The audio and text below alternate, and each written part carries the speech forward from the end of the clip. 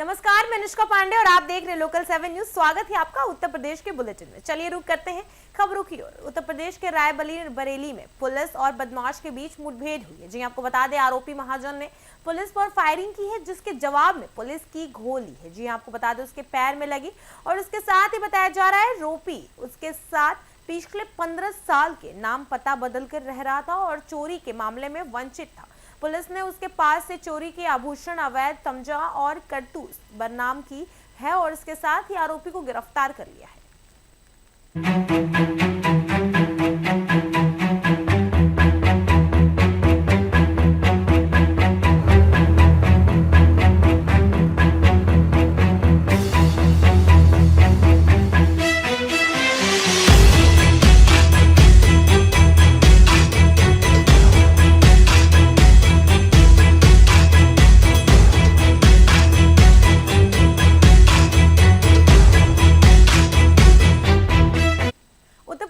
औरैया में एक finance company के दफ्तर में आग लगने से हड़कंप मच गई। जी आपको बता दें, कैफरी ग्लोबल कैपिटल की मेरठ की शाखा में अज्ञात की है, उसके साथ ही कारणों में आग लग गई है, जिस फायर ब्रिगेड ने कड़ी मशक्कत के बाद बुझाया है। पारंपरिक अनुमान के मुताबिक ये आग 4 से 5 लाख रुपए का नुकसान दे चुकी है और इसके साथ ही घटना के कारण ही जांच की जा रही है।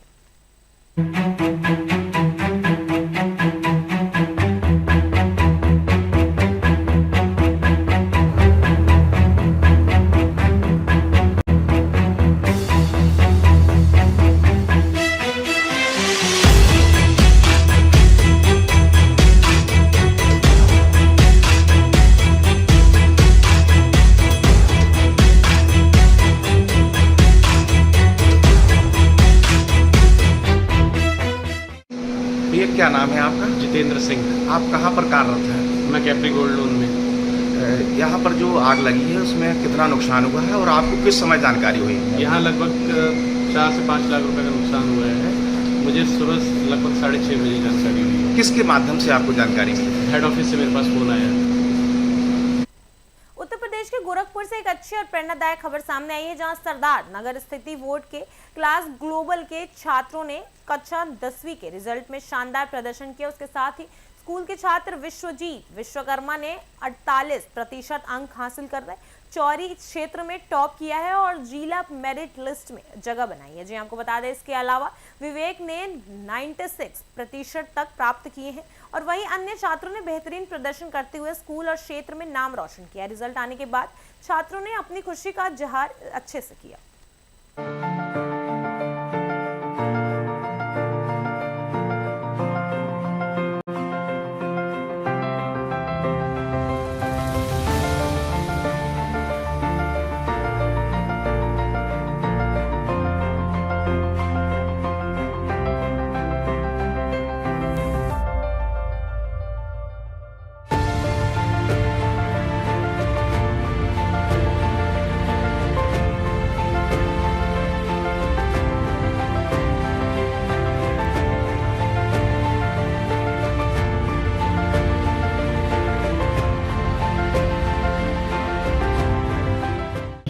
स्टार्टिंग से ऐसा फिक्स था कि मुझे इतना कुछ करना है स्कूल के लिए भी और स्कूल का जो परसेंटेज है उसे ब्रेक भी करना है और टीचर्स का भी पूरा सपोर्ट था। स्कूल ने भी पूरी मदद की है इस चीज़ में और इस चीज़ में मैं उनका आभारी भी हूँ। अच्छा, लोग कहते हैं कि जब सफलता मिल जाती है फिर एक अलग पहचान बनती है, लेकिन उस सफलता के पीछे लोगों का जो मेहनत होता है वो किस तरह से आपने किया कि जो नया यूथ है जो आपको देख रहा होगा वो कैसे तैयारी करेगा, क्या कहेंगे इस पर? इसमें मैं यही कहूँगा कि बाकी चीज़ों को साइड में रखिए, जो भी आपके बारे में चल रही है, जो भी आपकी नेगेटिव चल रही है, उन चीज़ों को साइड करके अपने पॉजिटिव अपने वर्क पे फोकस करना चाहिए, जो कि आप कर रहे हैं और जो भी कंसिस्टेंटली कर रहे हैं। विश्वजीत, अक्सर ऐसा होता है कि लोग पढ़ाई करते हैं, कुछ ऐसी सिचुएशन आ जाते हैं लोग पढ़ाई को किनारे करके अलग रास्ता चुनते हैं, उनके लिए क्या मैसेज देंगे आप? उनके लिए यही होगा कि आप मेहनत करते रहें, किसी न किसी तो रिजल्ट आएगा ही और ऐसा नहीं है कि रिजल्ट नहीं आएगा, वो तो आएगा ही अगर आप मेहनत करें। इस सफलता के पीछे सबसे बड़ा श्रेय किसको देंगे आप? Obviously my teachers and my father. एक अलग से जो स्टूडेंट है उनके लिए क्या मैसेज देंगे? यही है कि आप पढ़ते रहें, मेहनत करते रहें, हो जाएगा। आपके यहाँ जो एक विश्वजीत जी हैं उन्होंने टॉप किया है, लेकिन इसको लेकर के आप एक टीचर्स हैं और आप बच्चों के भविष्य के लिए बहुत बड़ी सोच रख करके काम कर रहे हैं। बेहतर लगता है जब लोग जो है पास होते हैं उनके रिजल्ट बेहतर आते हैं, लेकिन उस रिजल्ट के पीछे आपका बहुत बड़ा मेहनत होता है शिक्षकों का। तो क्या मैसेज देंगे उन छात्रों को जो मेहनत करना चाहते हैं, आगे बढ़ना चाहते हैं? देखिए, एक शिक्षा ही एक ऐसा मार्ग है जिसके थ्रू आप आगे जा सकते हैं, और शिक्षा में भी आज के टाइम में कम्पिटिटिव एग्जाम्स का जमाना आ गया है। तो जो स्कूल कम्पिटिटिव एग्जाम्स को लेकर तैयारी साथ नहीं करेंगे, बच्चे कम्पिटिटिव एग्जाम्स की तैयारी स्टार्टिंग से नहीं करेंगे, उनके लिए थोड़ी कष्ट होगा आगे जाके तैयारी करने में। वर्टेक्स ग्लोबल स्कूल सर्वांगीण विकास के लिए हम क्लास 1 से ही कंपटीशन की तैयारी कराना शुरू कर देते हैं, जिससे कि समय आते आते हमारा बच्चा इतना ज़्यादा स्ट्रांग हो जाता है कि वो नीट और जेई जैसे एग्जाम्स को 12th के बाद आसानी से क्रैक कर सकता है।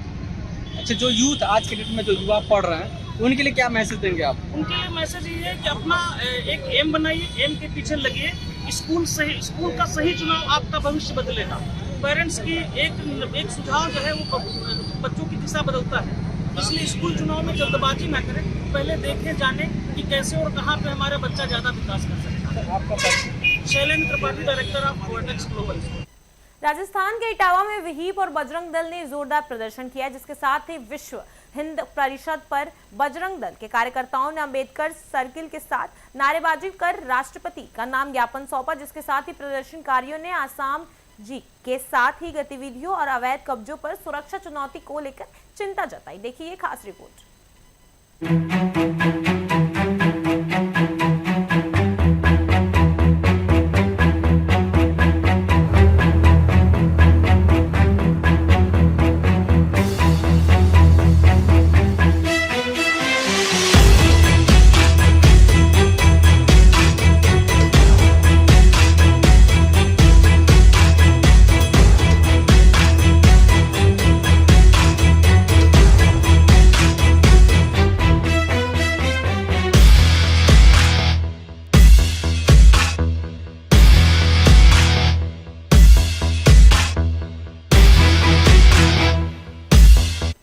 उत्तर प्रदेश के मैनपुरी में बिजली विभाग की लापरवाही किसानों पर भारी पड़ रही है। जी आपको बता दें, हाई टेंशन लाइन पे प्लॉट के साथ लगी आग में 50वीं गेहूं की फसल जलकर राख हो गई है। जी आपको बता दें, करीब 150 क्विंटल गेहूं के नुकसान और किसानों पे भारी और क्रोश कर रहे हैं, जिसके साथ किसानों का आरोप है कि शिकायतों के बावजूद भी कोई कार्रवाई नहीं की जा रही और मुआवजे की मांग कर रहे हैं।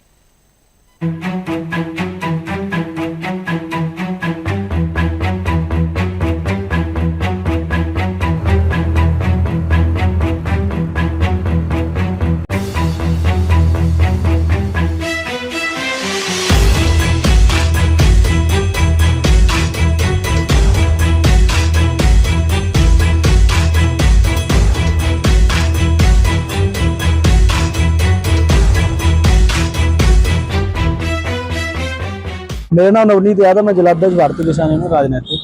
बता रहे हैं कि कई किसानों की आग लगी है, किस तरीके से नुकसान हुआ, क्या कैसे आगे? तो कुचेला फीडर की मैं पिछले कई बार ज्ञापनों में माननीय डीएम साहब, एसडीएम साहब को मैं अवगत करा चुका हूं। कुचेला फीडर की वहां के जेई की, एसडीओ की बहुत बड़ी लापरवाही है। कुचेला से गांसी तक एक जो ग्रामीण अंचल की जो लाइन जाती है उसके तार इतने नीचे हैं, कई बार वहां अगर किसान अपने खेत में अगर खेती का जो कार्य करता है, अगर वो ट्रैक्टर के ऊपर खड़ा हो जाए तो वो बिना मरने से बचेगा ही नहीं, इतने नीचे तो वहाँ तार हैं। कई बार मैंने ज्ञापन के माध्यम से यहाँ के अधिकारियों को अवगत भी कराया कि कम से कम वहाँ के एसडीओ इस चीज को देखें। खेतों के बीचों से लाइन गई हुई है, अब वो तार इतने नीचे है, वहां पे कोई पक्षी अगर बैठ जाता है, इतना शॉर्ट सर्किट होता है। किसानों की हर वर्ष यही कंडीशन रहती है, हजारों बीघा फसल नुकसान हो जाता है, जल की राख हो जाती है। अभी लगभग 12 बजे के समथिंग लगभग 50-100 बीघा के समथिंग खेत जल के राख हो गया। इतनी बड़ी लापरवाही वहां के, आप जो समझ लो 100 बीघा अगर जोड़ लो तो 1 बीघा में 5 कुंटल गेहूं होता है। 100 बीघा डिवाइडेशन कर दो, 2500 रुपए इस समय रेट है सरकारी। कम से कम मुआवजा वहां के एसडीएम, वहां का लेखपाल जाके सर्वे करे, वहां के किसानों को उचित मुआवजा दिया जाए, जिससे किसानों की भरपाई हो सके। किसान गेहूं से भी चला गया, अपने जानवरों के जो भूसा जानवरों का बनता है उससे भी चला गया। किसान बहुत दुखी है। मैं आपके माध्यम से यहाँ के प्रशासनिक अधिकारियों से कहना चाहता हूँ, उचित मुआवजा अगर नहीं दिया गया तो यहाँ कलेक्ट्रेट पर घेराव किया जाएगा। किसान बहुत ही परेशान है। वहाँ रायबरेली से एक सनसनीखेज मामला सामने आया है, जहां शराब पीने से मना करने पर भी एक पति ने अपनी ही पत्नी को पीट कर हत्या कर दी है। जी आपको बता दें, घटना गुरबान शंख के थाने में है, जहां इस क्षेत्र में मानपुर गांव की है। मृतक की मां की तहरीर पर पुलिस ने आरोपी के साथ ही पति अखिलेश के खिलाफ मामला दर्ज कराया है, जिसके साथ ही ये रफ्तार में बताया जा रहा है कि 2 दिन बीच पहले ही विवाद चल रहा था।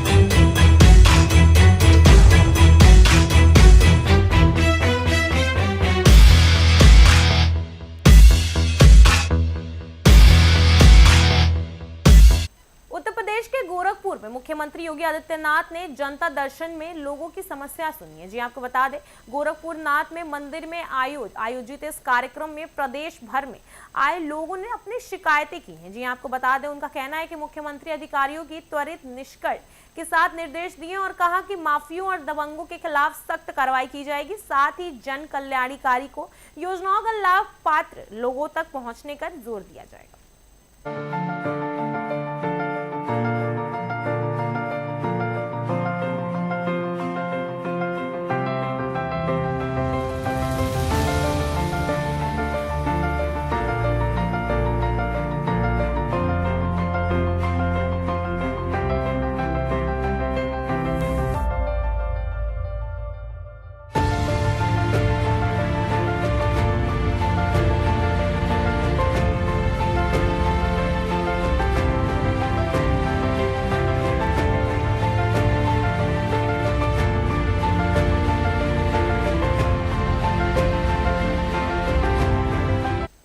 रायबरेली से एक मारपीट का एक गंभीर मामला सामने आया है, जहां हरचंदपुर थाना में क्षेत्र के जो हवा सक्रिय गांव में एक विवाह की महिला और उसकी नाबालिग बेटी पर लाठी डंडों से चार्ज किया गया।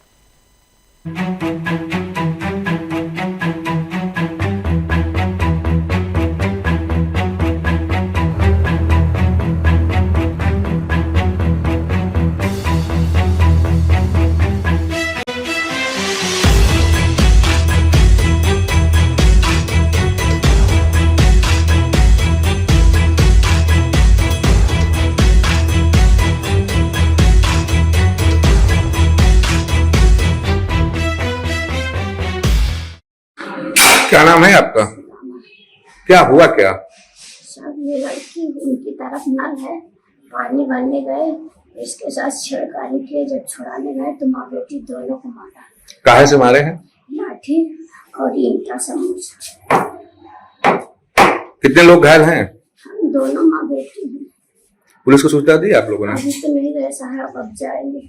डॉक्टर, 2 घायल आए थे, क्या मामला है? कौन कौन आया था? 2 पेशेंट आए हैं, एक विनीता नाम है, एक का नाम सुदामा है। बताया गया कि कुछ मारपीट का केस है, उनको प्राथमिक उपचार कर दिया गया। आगे कार्रवाई आगे बढ़ाई जाएगी।